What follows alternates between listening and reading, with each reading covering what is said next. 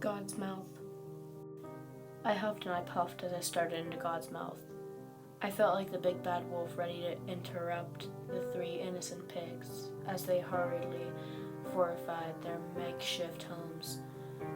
I grinned at this thought and then turned my head to look for Margaret.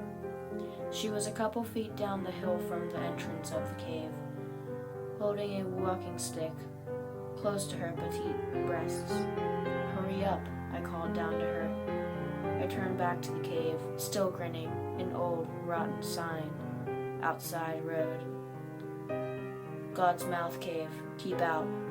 What I tried to cliche. Margaret finally made it to the entrance and stood beside me, almost doubled over and out of breath. I looked down and smiled. "Check it out," I laughed. "God's mouth. Wonder where Jesus' anus is." I chuckled to myself. Margaret was less amused. "Give me the damn water bottle," she said, exasperated. The open bottle met her lips, and for a moment I felt peaceful in a way, watching her drink the water.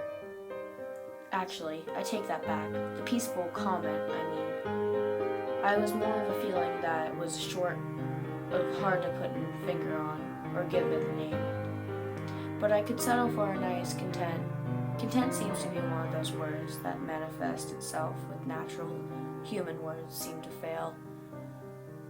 Again, an utter cliche, but it felt good for strange. Mixed up, sort of happy for once. I sighed and turned my flashlight on. I pointed it into the cave. Black, God's mouth. It seemed like an analysis of Holy Spirit.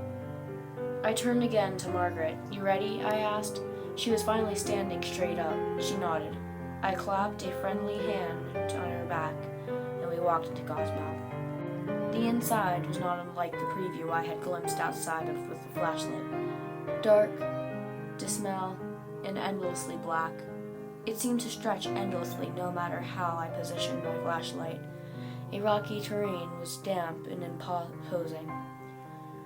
The last natural light slowly disappearing behind Margaret and I as we made it our way deeper and deeper into the cave. I found it strange how soft and compelling the world around me now appeared, despite the sterility. Stalagmites and other various rocky formations being so jagged, it seemed that even amongst the pointed teeth of God, I could lay down and rest there forever. It was comfortable. Apparently Margaret didn't agree. She shivered uncomfortably under my arm. I raised my eyebrows. "Need your coat?" I asked. I tried to look at her and make non-verbal communication, as expected and posable, until I realized that we were almost lost inky blackness of the mouth. I bit my lip and waited, but she didn't respond for a couple of minutes. We walked in silence. She stopped and stood motionless. I stopped too. "Why the hell are we even here?" she said. She sounded irritated. I shrugged, more to appease myself than her, and shoved my flashlight under my face.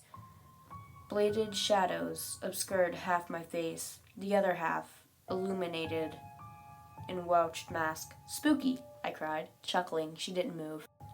I sighed. "I thought you wanted to go," I said. I noticed how my voice echoed against the cave walls at any volume. I began again, scratching my chin. "You did say you wanted to go see some nature for a vacation, and you did sound impressed when I told you about my visit to Mammoth Caves a couple years back." So, my voice trailed off. I could still hear a sense in her irritation. "No," she said. I frowned.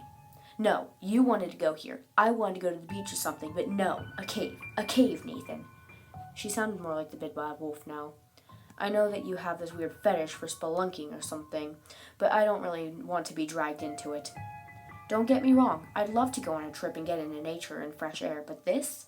I could hear her arms flare and gesture about this thick air.